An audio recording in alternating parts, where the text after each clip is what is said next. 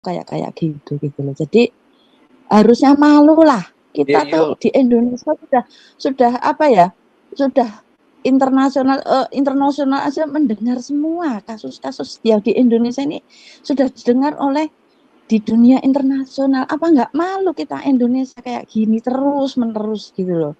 Apa harus mengikuti negara mana itu yang tapi akhirnya terus sekarang malah jadi pengikut Kristus, mereka sadar.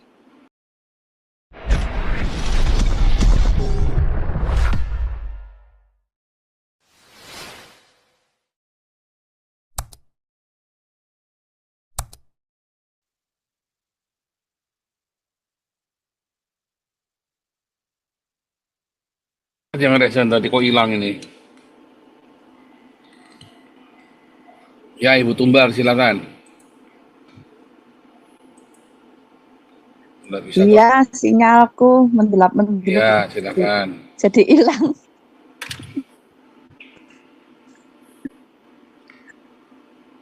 Malam saat adanya kejadian-kejadian yang seperti itu berulang terus gitu.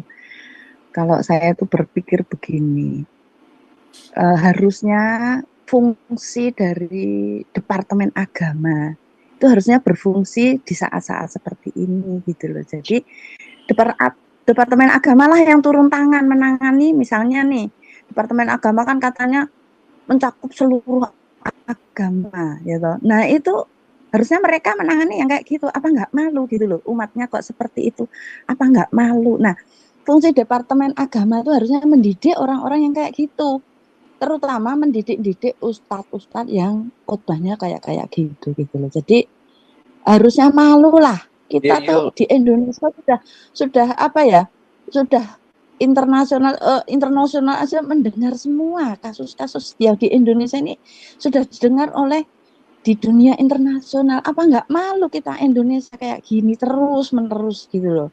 Apa harus mengikuti negara mana itu yang tapi akhirnya terus sekarang malah jadi pengikut Kristus, mereka sadar.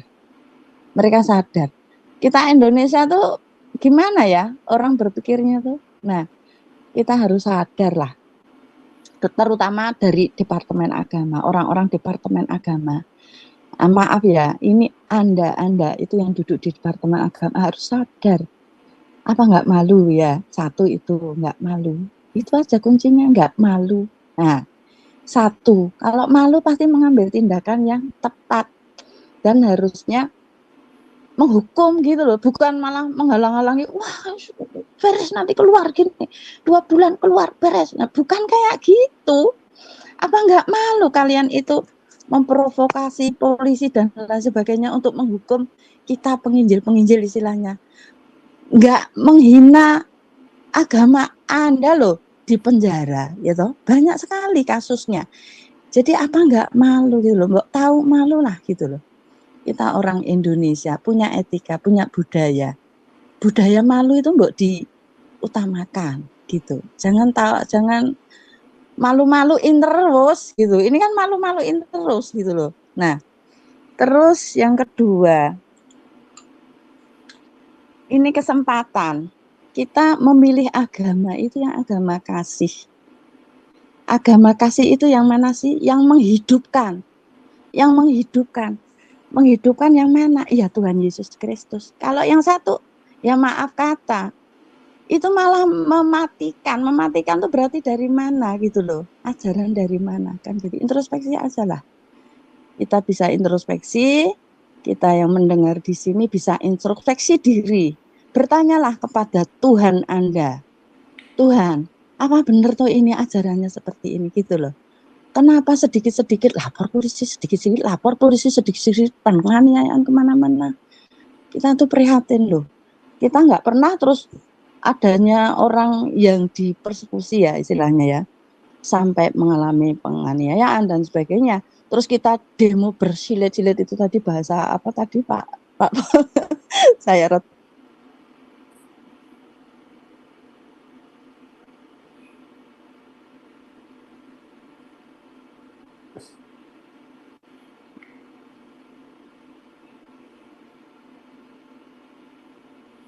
tadi berjilid-jilid itu tadi loh.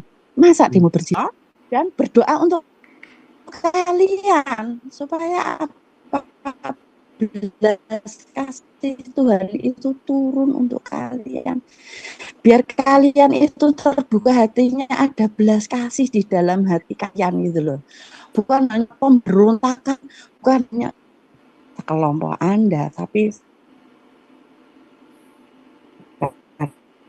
sudah bertobat, dan itu makin membuka mata rohani saya, mana Tuhan.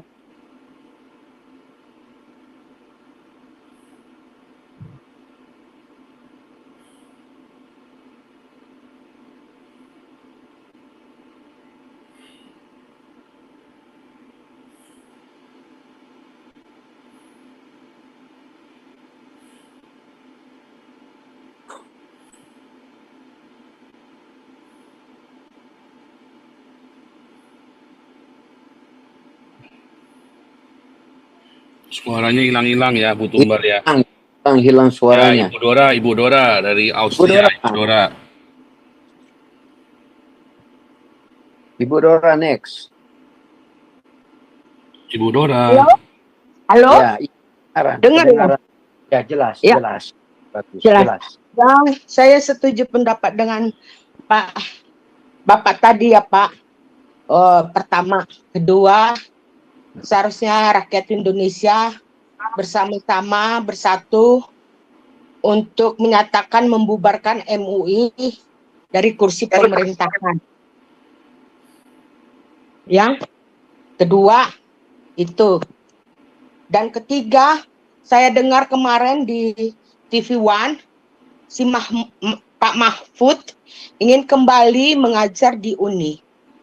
Gepraknya Pak Mahfud ini kita ketahui bagaimana di dalam politik Islam ya. Bahkan waktu demo Palestina dia yang paling depan sama Bu Retno membuat puisi. Jadi orang-orang pintar seperti Pak Mahfud ini kembali ke UNI, bagaimana dia akan mengajarkan radikal muslim itu kepada mahasiswa, kepada tunas bangsa yang akan membangun bangsa Indonesia, itu harus diperhatikan Pak Prabowo. Jadi 3 itu saja menurut saya ya. Halo? Ya, Jelas Bu. Ya. Ya. Jelas Bu Dora, jelas sekali. Jadi kalau ketiga ini, ya pertama saya setuju dengan Bapak tadi ya. Saya setuju dengan Pak Teddy. Kedua, MUI harus dibubarkan dari kursi pemerintahan. Itu yang utama. Selama MUI mempunyai suara di pemerintahan, pergerakan radikal Islam ini akan terus bertahan.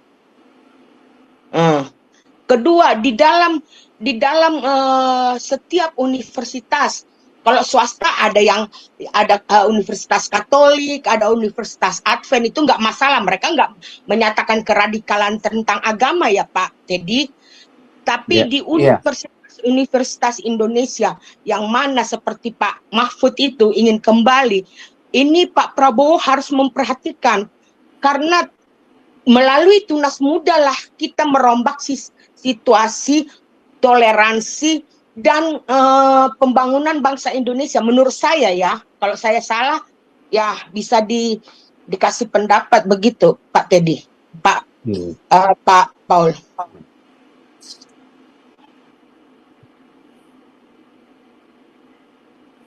Halo?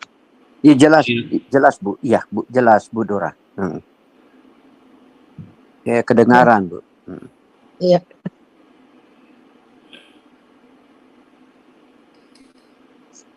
Itu saja pendapat saya Pak. Iya. Memang sedikitnya menakutkan bagi Majelis Ulama Indonesia. Mereka punya punya security khusus. Mereka punya istilah JNPF itu, Gerakan Nasional Pengawal Fatwa. Mereka ini, kalau Majelis Ulama Indonesia ini, mereka ini kalau sudah mengeluarkan fatwa, ya, ini mereka punya undang-undang, mengeluarkan fatwa itu wajib harus diikuti. Kalau tidak diikuti, mereka ada gerakan si pengawal fatwa ini yang mengontrol. Ini sangat luar biasa memang gerakan-gerakan mereka. Tetapi ini teman-teman di mana saja, mau Muslim, mau Kristen, siapa, boleh di track itu dalam anggaran dasar, anggaran rumah tangga mereka. Ya betul, karena Iya, itu presiden memang, berhak iya, dapat mengubah undang-undang yang ada juga kan, dan iya. MPR juga dapat mengadakan evaluasi dan merombak undang-undang yang tidak menguntungkan bangsa dan generasi muda kan. Iya, benar. Itu harus digerakkan kepada siapa-siapa yang seperti kata Pak Paul, Islam abangan dengan masyarakat yang toleransi antara umat dengan pemuka agama Kristen bersatu untuk merombak itu. Ya, karena kasus yang hukum ini taruhan kita. Taruhan kita, kasus yang terjadi di Tangerang Selatan, yang mau intervensi pertama ada lembaga-lembaga ini. Anda mau katakan tidak atau ya atau tidak, itu akan diintervensi oleh lembaga ini. Mereka sudah duluan intervensi ke sana, mereka sudah antipasi dulu itu. Sebelum orang-orang lain antipasi, mereka sudah antipasi secara dini. Mereka mau hadapkan itu ke pengadilan atau kepolisian. Ini yang saya maksud, kita jawab secara dini. Apa yang akan terjadi sebelum proses hukum berlaku? Kita jawab di sini sekarang. Itu orang pintar gitu. Iya, betul. Kalau kita tidak bermulai dari sini, mereka akan melakukan hal-hal yang saya katakan tadi. Benar, jujur ya. MUI sudah mendahului pemikiran kita. Mereka akan masuk ke ranah hukumnya itu ke kepolisian yang mau melemparkan itu ke pengadilan. Sebelum melemparkan ke pengadilan, ini Majelis Ulama Indonesia sudah berada di kehakiman sana. Siapa yang hakim yang mereka tunjuk ke sana, mereka sudah tahu.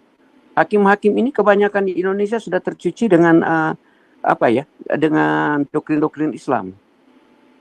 Iya benar, hakim-hakim di Indonesia sudah teritu. Kita belajar sejarah, ketemu pengadilan agama itu antara Kristen dan Islam, selalu hakim itu sudah terdoktrin dengan Islamnya itu. Mereka sudah ditekan oleh MUI, oleh MUI sebagai lembaga itu, dan NU, kemudian saya bilang tadi ICMI itu. Mereka bermain kerana itu. Mereka sangat pintar. Ini memang strategi politik. Bagi kita bukan kemampuan politik mereka lakukan, benar terjadi seperti itu, Bu Dora. Pak, tadi saya rasa bukan hanya itu saja. Karena persatuan antara umat Kristiani juga tidak kuat untuk saling, ayo kita bersama-sama. Itu juga yang membuat MUI punya taring untuk maju ke depan. Seandainya semua pemuka agama Kristen punya taring melawan MUI, saya rasa sekuat apa MUI, itu mereka akan mundur langkah. Karena semua umat agama Kristen mempunyai bukti-bukti tentang penganiayaan dan pelarangan umat beragama. Kita kan punya pengacara-pengacara Kristiani seperti Hotman Paris, yang lain-lainnya, atau seperti Silaban, siapa itu? Di negara kita, Bu, saya sudah tahu persekutuan gereja-gereja di Indonesia, kemudian kita masuk ada tuh Walhi, semua itu sudah dilemahkan dengan sistem toleransi. Karena orang-orang Kristen, Katolik dan lembaga lainnya, mereka sudah tersandra dengan aturan-aturan negara, umpamanya kita bicara Pancasila lain sebagainya.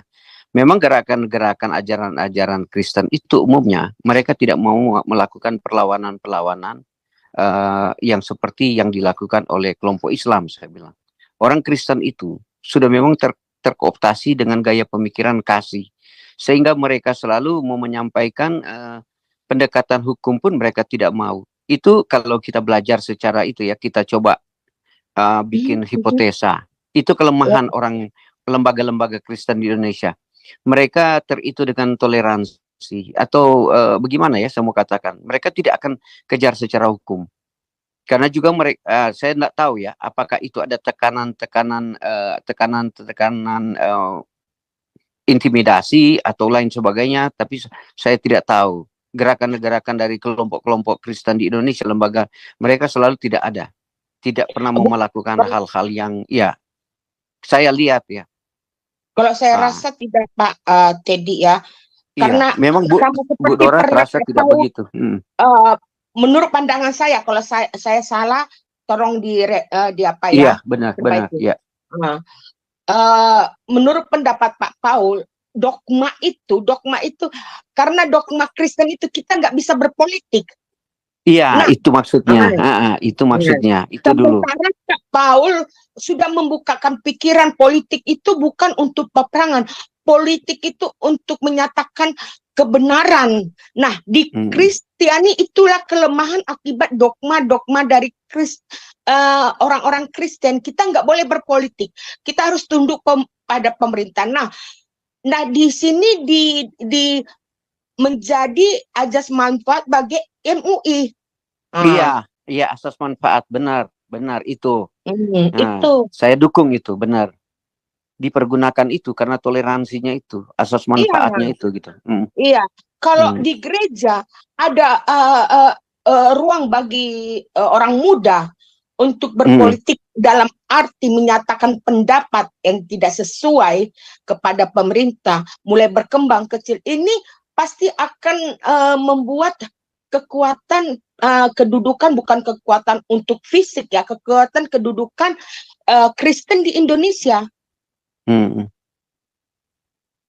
Iya benar. Sebenarnya Islam dan Kristen, marilah kalau kita kemampuan berargumentasi, berapologetika, berdialektika, semua kita lakukan dengan cara-cara knowledge is power, artinya pengetahuan adalah satu kekuatan. Itu masih bagus lah, Bu Dora.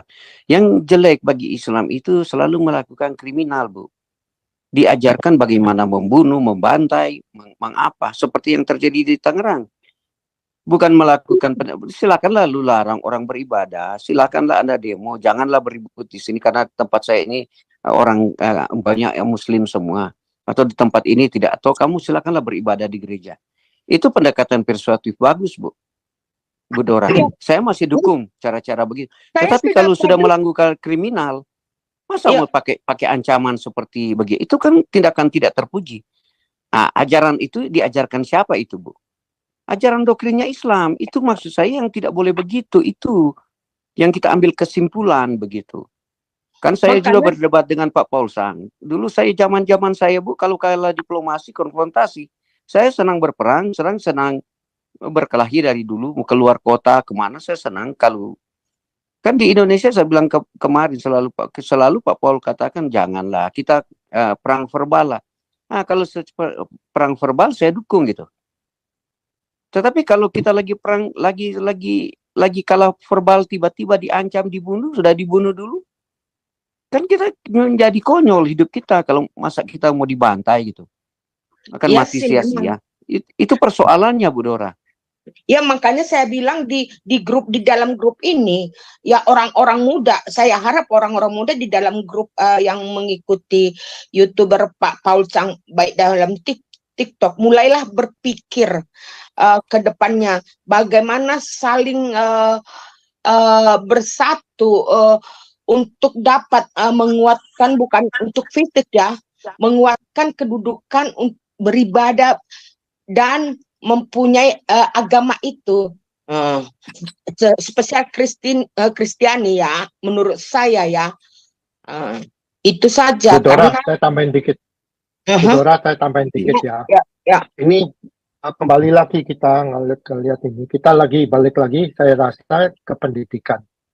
Lihat aja mereka yang ketangkap itu, saya rasa itu mereka pendidikannya rendah. Mungkin nggak punya pendidikan. Kebanyakan mereka pendidikannya dari madrasah, dari pesantren, yang ya standarnya rendah sekali. Cuman tiap hari baca Quran, nggak ada ilmu apa-apa. Itu kita lihat lagi lah pendidikan mereka, termasuk juga Pak RT-nya itu. Saya bertanya ini pendidikannya apa? Satu. Kedua, kalau formula Islam ditambah senjata, itu chaos di mana-mana. Kalau udah ada Islam dikasih senjata, contoh soal di semua negara Afrika ya. Ini mereka semuanya kan nggak pendidikan, tapi dikasih senjata, jadi mereka melonjak seperti negara Sudan, Ethiopia, negara macam-macam lah, Syria, Afghanistan. Itu kan mereka kebanyakan nggak berpendidikan, nggak ada pendidikan, terus dikasih senjata, ya udah jadilah, jadi jadi kacau, ya itu ke satu. Terus kedua, fakta. Orang-orang Islam ini nggak seneng fakta, senengnya itu fantasi. Seperti yang si siapa namanya Pak Deddy bilang itu karena apa ini membunuh ini kacau. Itu ajaran mereka udah diajarkan itu di kitab suci mereka, ya kan. Jadi mereka harus menuruti ajaran mereka itu. Jadi saya bilang tadi mereka ini nggak seneng fakta. Contoh ini deh, Gilbert Duimoindong. Benar mereka. Saya bilang Gilbert Duimoindong salah, tapi dia itu menunjukkan fakta. Faktanya 2,5% kan, benar kan 2,5%. Ya, betul yang dikotbahkannya itu sebenarnya benar. Ya, faktanya kan mesti wudhu, cuci mulut 3 kali, cuci kuping 3 kali. Itu kan memang fakta. Mereka kalau sembahyang kan mesti cuci-cuci. Iya. Nah, terus ada lagi kalau sembahyang mesti nunduk-nunduk terus sampai lipat kaki. Nah, memang mereka sembahyangnya kan gitu. Itu kan fakta. Tapi mereka nggak mau menerima fakta. Mereka sakit hati kalau ada orang ngomong begitu. Ya kan? Tapi Pak Andi, mereka itu kan fakta. Lagi ada fakta lagi, Bu. Ya, saya selesaiin ini note saya. Faktanya ini, saya ngikutin pendeta Yusuf Manupulu. Itu ada suratnya. Faktanya, kalau penangkapan dia dengan didatengin 30 polisi, itu faktanya, ada suratnya. Itu diorder dari MUI Jawa Barat. Iya, memang. Di Jawa Barat yang menginstruksikan penangkapan Manupulu. Ke satu. Ada suratnya, bukti juga di materai dari pengadilan. Kalau penangkapan Manupulu yang digerebek 30 polisi itu atas perintah Gubernur Jawa Barat Ridwan Kamil. Itu kan fakta. Iya. Jadi kamu mau bantah fakta gimana? Iya. Itu fakta, ada datanya. Sama Pak Pendeta Manupulu di backup dengan surat-surat dari pengadilan yang dimateraikan. Nah itu kan fakta. Jadi mereka ini nggak senang fakta-fakta. Nah kalau saya lihat kejadian ini juga faktanya itu orang-orang yang kampungan yang tidak berpendidikan termasuk Pak RT-nya. Ada yang ngomporin, jadilah begitu. Jadi saya dari dulu bilang, Indonesia kalau mau maju, bubarin itu madrasah, bubarin pesantren. Isinya pendidikan kotor semua, nggak berpendidikan. Kalau dari kecil otaknya udah diisi, itu udah kacau deh negara. Itu loh yang itu udah catatan saya. Iya. Thank you. Bu Dora, apa yang disampaikan Pak Andi benar, karena Pak Andi ini dia terima data ya, bukan saya bilang tadi kayak orang lain dia memframing, bukan. Ini data. Saya juga punya banyak data, informasi sumber. Bagaimana seorang mualaf dari Islam masuk ke Kristen, kemudian dijelaskan apa sih Anda diajarkan ke pesantren itu. Kita harus sadar, diajarkan itu adalah satu kebencian terhadap orang-orang kafir gitu. Dalam tanda kutip orang Kristen, itu memang diajarkan begitu. Dasarnya dari situ. Karena pendidikan dasarnya sudah dari situ, maka anak-anak ini, ya setelah dia dewasa terframing dari situ gitu. Kebencian terhadap orang-orang kafir ya. Itu yang menjadi gambaran pokok. Sehingga yang terjadi di negara kita, yang seperti terjadi di itu, ya dilakukan oleh orang itu karena terdoktrin dengan ajaran Islamnya itu. Kemudian ajaran Islamnya ini yang terdoktrin dari bawah, muncullah orang-orang yang dari atas, yang mempergunakan itu sebagai alat politik dan sebagai alat kekuasaan untuk, saya bilang tadi, untuk mengambil suara si Islam bodoh ini. Menjadi alat politik yang di atas. Itulah salah satu negara kita tidak maju. Dia mempergunakan segala cara. Coba kita lihat di negara kita sekarang ini. Terjadi mereka menggunakan identitas agama untuk mencapai kekuasaan mereka. Ini yang fenomena yang terjadi sekarang ini, teman-teman. Sekarang MUI lagi membuat lagi fatwa untuk dia selalu mencerminkan yang semua barang berafiliasi dengan Israel jangan digunakan. Itu fatwa, Bu. Kemudian fatwa ini menurut seorang ahli, dia katakan di sini ya, saya baca, seorang ahli Islam dia katakan, fatwa sekarang, nah ini namanya Yeni Salma Barlinti.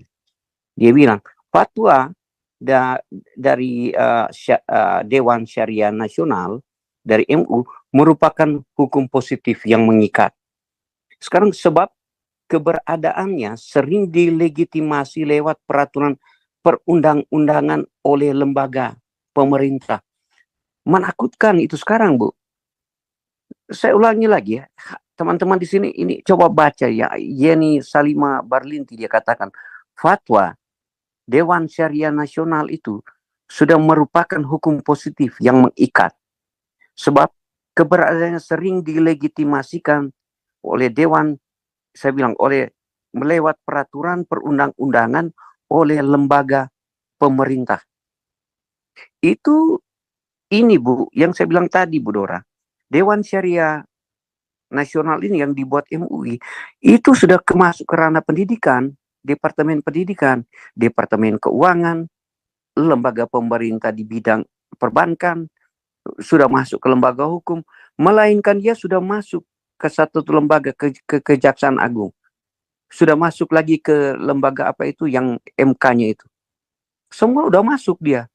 Ini yang menjadi kecelakaan bagi negara kita. Yang kita harus kita harus lawan sekarang. Ya, ini kecelakaan bagi negara. Negara tidak akan maju dari sini. Semua ya, di lembaga pendidikan dia sudah masuk. Nah, saya mau menggarisbawahi seperti Pak Andi katakan tadi. Sudah dari SD sudah didoktrin seperti itu. Maka kecelakaan dari Pak RT itu menghantam orang itu karena pendidikannya dari situ. Dan dia merasa dia terlindungi. Dia lakukan itu seperti Pak Paul katakan. Dia dilindungi oleh lembaga-lembaga negara. Apapun institusi Islam. Nah ini narasi yang mau sampaikan benar-benar suatu hal yang logika ya. Bukan kita mau, saya ulangi.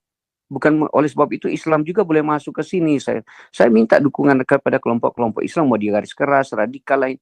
Atau orang yang Islam yang kita bilang moderat. Masuklah. Kita diskusi sehat. Karena ini sudah dunia keterbukaan, sudah tidak ada kebencian kita mau sampaikan sini. Kita bicara keterbukaan, bagaimana kita membicarakan ini supaya ada keharmonisan di dalam satu sistem negara Republik Indonesia. Ini yang kita mau sampaikan sebenarnya. Pak Paul juga mau sampaikan itu. Bagaimana datanglah kamu, kita berdiskusi demi keharmonisan, kemakmuran atau harapan cita-cita bangsa. Tetapi selamanya Anda tidak masuk ke sini untuk mau mencapai itu, selama itu negara kita akan mundur, tidak akan maju. Akan ada keributan terus. Itu analisa-analisa kita akan terjadi. Ada jadi konflik horizontal ya di sana antara agama walaupun kita minoritas di Indonesia. Tetapi juga minoritas kita harus bikin perlawanan. Kalau tidak bikin perlawanan, kita akan mati konyol, akan dibakar hidup-hidup gitu. Ya terima kasih bila lembaga-lembaga besar di Indonesia lebih banyak didukung oleh negara. Ya, sebelum PGI itu diberikan anggaran negara. Janganlah kita bilang seorang orang, apalagi seorang siapa namanya si pembawa firman itu siapa itu dikasih uang aja udah tutup mulut dia. Diancam aja oleh lembaga Islam. Sebenarnya apa yang dia sampaikan adalah suatu kebenaran.